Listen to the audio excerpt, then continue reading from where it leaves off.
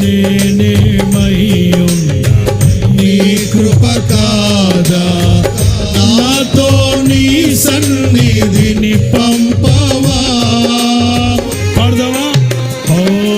నేనేమై ఉన్నా నీ కృప కాదా, నాతో నీ సన్నిధిని పంపవా.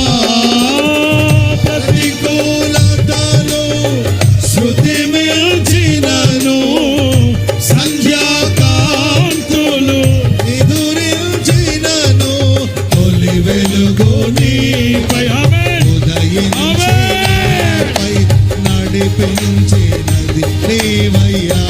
యేసయ్యా నీ కృపకు నన్ను పాత్రునిగా చేసి బలపరచిన యేసయ్యా.